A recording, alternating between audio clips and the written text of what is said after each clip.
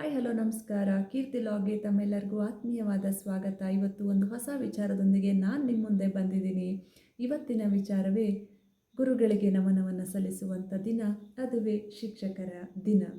ಗುರು ಬ್ರಹ್ಮ ಗುರು ವಿಷ್ಣು ಗುರುದೇವೋ ಮಹೇಶ್ವರ, ಗುರು ಸಾಕ್ಷಾತ್ ಪರಬ್ರಹ್ಮ ತಸ್ಮೈ ಶ್ರೀ ಗುರುವೇ ನಮಃ. ಮುಗ್ಧ ಮಕ್ಕಳ ಮನಸ್ಸಿನಲ್ಲಿ ಅಕ್ಷರವೆಂಬ ಬೀಜವನ್ನು ಬಿತ್ತಿ ಜ್ಞಾನದ ಬೆಳಕನ್ನು ಚೆಲ್ಲಿ ಸುಂದರ ನಾಡನ್ನು ಕಟ್ಟುವ ಅದ್ಭುತ ಶಿಲ್ಪಿಗಳಾದಂತಹ ಸರ್ವಗುರು ವೃಂದಕ್ಕೂ ಶಿಕ್ಷಕರ ದಿನದ ಹಾರ್ದಿಕ ಶುಭಾಶಯಗಳು. ಶಿಸ್ತುಗಾರನಾಗಿ ಮಕ್ಕಳ ಜ್ಞಾನದ ದಾಹವನ್ನು ಇಂಗಿಸಲು ಪ್ರತಿಕ್ಷಣವೂ ಉಲ್ಲಾಸಭರಿತನಾಗಿ ಮಕ್ಕಳ ಮನ ಮುಟ್ಟುವಂತೆ ಮಕ್ಕಳಿಗೆ ಬೋಧಿಸುವವನೇ ನಿಜವಾದ ಶಿಕ್ಷಕ. ಮೌಲ್ಯಯುತವಾದ ನಿಸ್ವಾರ್ಥವಾದ ಸೇವೆಯನ್ನು ಸಲ್ಲಿಸುತ್ತಿರುವ ಶಿಕ್ಷಕರಿಗೆ ಖಂಡಿತವಾಗ್ಲೂ ನಾವು ಚಿರಋಣಿಯಾಗಿರಬೇಕು, ಚಿರಋಣಿಯಾಗಿರ್ತೀವಿ ಕೂಡ. ಶಿಕ್ಷಕರು ಹಾಕಿಕೊಟ್ಟ ಸನ್ಮಾರ್ಗದಲ್ಲಿ ನಾವೆಲ್ಲರೂ ಮುನ್ನಡೆಯೋಣ, ಮಕ್ಕಳ ಬಾಳಿಗೆ ಬೆಳಕನ್ನು ಚೆಲ್ಲೋಣ. ಹಾಗೆಯೇ ಶಿಕ್ಷಣ ಎಂಬುದು ಮೂರಕ್ಷರದ ಪದವಲ್ಲ, ಅದು ಸರ್ವರಿಗೂ ಬೆಳಕನ್ನು ಚೆಲ್ಲುವಂತಹ ಅದ್ಭುತವಾದ ಒಂದು ಶಕ್ತಿ, ಜ್ಞಾನದ ಬೆಳಕು, ಜ್ಞಾನದ ಹೊನಲು. ಹಾಗಾಗಿ ನಮ್ಮ ಜೀವನದಲ್ಲಿ ಪ್ರತಿಯೊಬ್ಬರಿಗೂ ಕೂಡ ಬಾಲ್ಯದಲ್ಲಿ ಅವರಿಗೆ ಆದರ್ಶಪ್ರಾಯವಾದ ಒಬ್ಬ ಶಿಕ್ಷಕರು ಇದ್ದೇ ಇರ್ತಾರೆ. ಹಾಗೆ ನನ್ನ ಜೀವನದಲ್ಲೂ ಕೂಡ ಸಫಾರ್ಜನ್ ಮೇಷ್ಟ್ರು ಒಬ್ಬ ಆದರ್ಶಪ್ರಾಯವಾದ ಶಿಕ್ಷಕ. ಯಾಕೆಂದರೆ ಲೆಕ್ಕ ಬರದಿದ್ದ ಆ ದಿನಗಳಲ್ಲಿ ನಾನು ಕಣ್ಣೀರು ಹಾಕುತ್ತಿದ್ದೆ.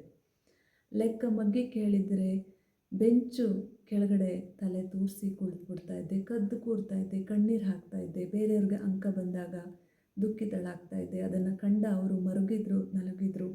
ಪಕ್ಕದಲ್ಲಿ ಕೂರಿಸಿ ಬೆಂತಟ್ಟಿ ಬೆರಳೆಣಿಕೆಯ ಮಾಡಿ ನನಗೆ ಲೆಕ್ಕವನ್ನು ಕಲಿಸಿದ್ರು. ನಾನು ಟೆಸ್ಟಲ್ಲಿ ಅಂಕವನ್ನು ಗಳಿಸಿದಾಗ ಚಪ್ಪಾಳೆ ತಟ್ಟಿ, ಮಕ್ಕಳ ಹತ್ರ ಚಪ್ಪಾಳೆ ತಟ್ಟಿಸಿ ನನ್ನನ್ನು ಖುಷಿಪಡಿಸಿದರು. ಇವತ್ತಿಗೂ ನನಗೆ ಕೂಡೋ ಕಳೆಯೋ ಲೆಕ್ಕದ ಪುಸ್ತಕವನ್ನು ಓಪನ್ ಮಾಡಿದರೆ ನೆನಪಾಗೋದು ನನ್ನ ಸಫಾರ್ಜನ್ ಮೇಷ್ಟ್ರು. ಹಾಗಾಗಿ ದೊಡ್ಡವರಾದ್ಮೇಲೆ ನಾವು ಕಲಿಯೋದು ಹೆಚ್ಚಲ್ಲ, ಬಾಲ್ಯದಲ್ಲಿ ನಮಗೆ ಸರಿಯಾದ ರೀತಿಯಲ್ಲಿ ಮಾರ್ಗದರ್ಶನ ನೀಡಿದ ಶಿಕ್ಷಕರನ್ನು ನಾವು ಸದಾ ನೆನಪಿಸ್ಕೊಳ್ಬೇಕು. ಪ್ರತಿಯೊಬ್ಬರ ಜೀವನದಲ್ಲಿ ಈ ಥರ ಆದರ್ಶಪ್ರಾಯವಾದ ಶಿಕ್ಷಕರು ಖಂಡಿತವಾಗ್ಲೂ ಇರ್ತಾರೆ. ಹೌದೋ ಇಲ್ವೋ?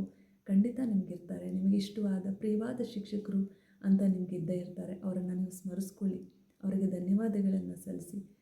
ಹಾಗೆಯೇ ಇವತ್ತು ಏನು ನಮ್ಮ ಬ್ಯುಸಿ ಒಂದು ದಿನಗಳಲ್ಲಿ ಶಿಕ್ಷಕರಿಗೆ ತುಂಬ ಟೈಟ್ ಸ್ಕೆಡ್ಯೂಲ ಇರುತ್ತೆ. ಇವತ್ತಿನ ದಿನಗಳಲ್ಲಿ ಅವರಿಗೆ ಪ್ರಾಜೆಕ್ಟ್ ಮಾಡಿಸೋದು, ಮಂತ್ಲಿ ಟೆಸ್ಟ್ಗಳು, ಯೂನಿಟ್ ಟೆಸ್ಟ್ಗಳು, ಎಕ್ಸಾಮ್ಗಳಾಗಿರ್ಬೋದು, ಮತ್ತು ಪ್ರತಿಭಾ ಕಾರಂಜಿಗಳು, ಸ್ಪರ್ಧೆಗಳು, ಕ್ವಿಜ್ಗಳು, ಪ್ರತಿಯೊಂದಕ್ಕೂ ತಯಾರಿ ಮಾಡಿ ನಿಲ್ಲಿಸ್ತಾರೆ. ಅಂಕಗಳನ್ನು ಗಳಿಸೋಕ್ಕೆ ಶತಪ್ರಯತ್ನ ಮಾಡ್ತಾರೆ. ಗೆದ್ದಾಗ ಕಣ್ಣಲ್ಲಿ ಆನಂದ ಬಾಷ್ಪವನ್ನು ತುಂಬಿಸ್ಕೊಳ್ತಾರೆ, ಹುರಿದುಂಬಿಸ್ತಾರೆ. ಆತ್ಮಾಭಿಮಾನದಿಂದ ಮಕ್ಕಳನ್ನು ನೋಡ್ತಾರೆ.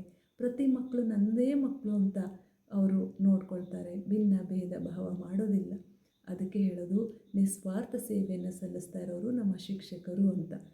ಯಾವಾಗ ನಾವು ಪೇರೆಂಟ್ಸ್ ಮನೇಲಿ ಏನೇ ಕಳಿಸಿರ್ಬೋದು, ಆದರೆ ಚಿಕ್ಕಂದಿನಿಂದ ಹಿಡಿದು ದೊಡ್ಡವರಾಗಿ ಮದುವೆಯಾಗಿ ಅವರ ಶಿಕ್ಷಕರು ಅವರ ಮಕ್ಕಳನ್ನು ಹೇಗೆ ನೋಡ್ತಾರೆ ಅಂದರೆ, ಮದುವೆಯಾಗಿ ಹೋಗಿ ಅವ್ರ ಮುಂದೆ ನಿಂತರು ಚಿಕ್ಕ ಮಗುವಿನಂತೆ ಅವ್ರನ್ನ ನೋಡ್ಕೋತಾರೆ, ಅವ್ರನ್ನ ಗಮನಿಸ್ತಾರೆ, ಅವರ ಏಳಿಗೆಯಲ್ಲಿ ಸಂತೋಷವನ್ನು ಕಾಣ್ತಾರೆ, ಪ್ರೀತಿಯಿಂದ ಅಭಿಮಾನದಿಂದ ನೋಡ್ತಾರೆ.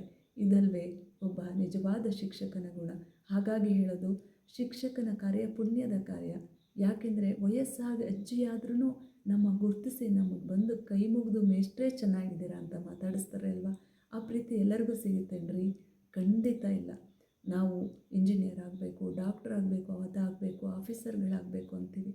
ಆದರೆ ನಾವು ಚಿಕ್ಕಂದಿನಿಂದ ಬೋಧಿಸೋಕ್ಕೆ ಶುರು ಮಾಡಿದಾಗಿಂದ ನಾವು ರಿಟೈರ್ ಆಗೋವರೆಗೂ ಏನು ಮಕ್ಕಳ ಪ್ರೀತಿಯನ್ನು ಗಳಿಸ್ತೀವಿ, ಅದಾದಮೇಲೂ ನಾವು ನಿವೃತ್ತಿ ಹೊಂದಿದ ಮೇಲೂ ಕೂಡ ಅದೇ ಗೌರವ ಪ್ರೀತಿಯನ್ನು ಇಟ್ಕೊಂಡು ಮಕ್ಕಳು ನಮ್ಮನ್ನು ಬಂದು ಮಾತಾಡಿಸ್ತಾರೆ, ಗೌರವಿಸ್ತಾರೆ.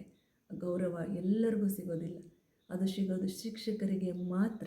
ಆ ಪ್ರೀತಿ ವಿಶ್ವಾಸ ಸಿಗೋದು ಆ ಶಿಕ್ಷಕರಿಗೆ ಮಾತ್ರ. ಆ ಗೌರವ ಮನ್ನಣೆ ಸಿಗೋದು ಆ ಶಿಕ್ಷಕರಿಗೆ ಮಾತ್ರ.